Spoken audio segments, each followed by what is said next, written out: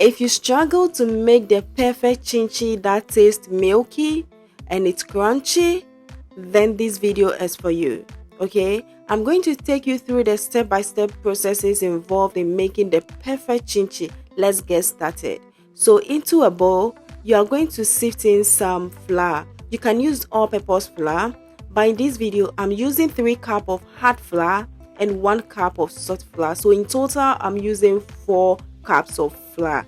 Okay, you can use this ratio as well. It's so good. After sifting, I'm going to go in with some sugar.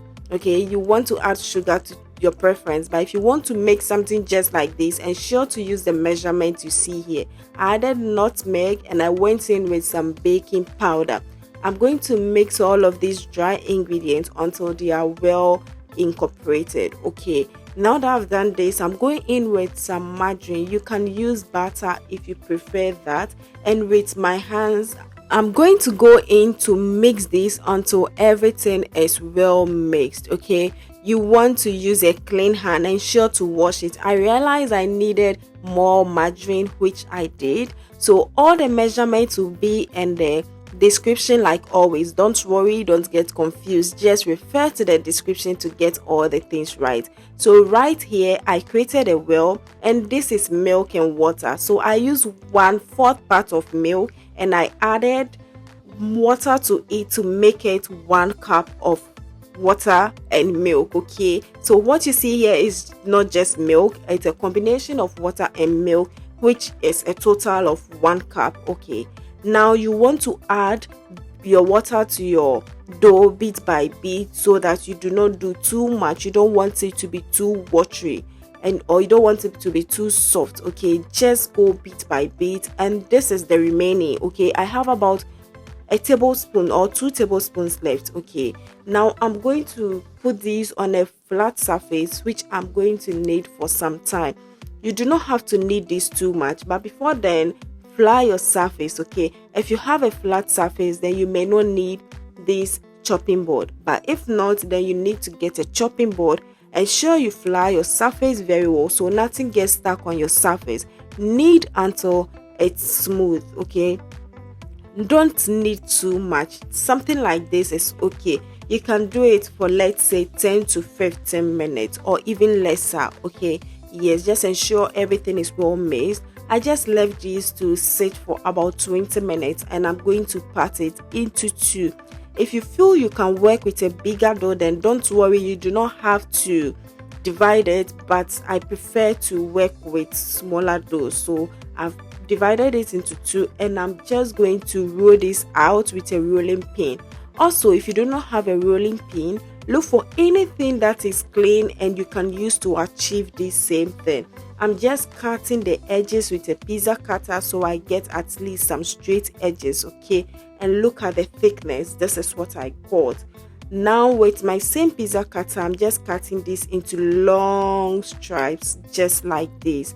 If you have a knife, you can use a knife. Do not bother going to get any pizza cutter if you do not have that. Okay, so I just divided them into these square boxes again, and this is the perfect chinchi. Okay, to me it's a perfect chinchi shape. Okay, I do not want them too big or too thick.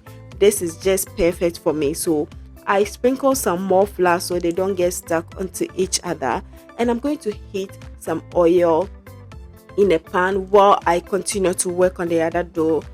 Now to test your oil, you have to put in 1 dough. Okay, and ensure that the dough floats out.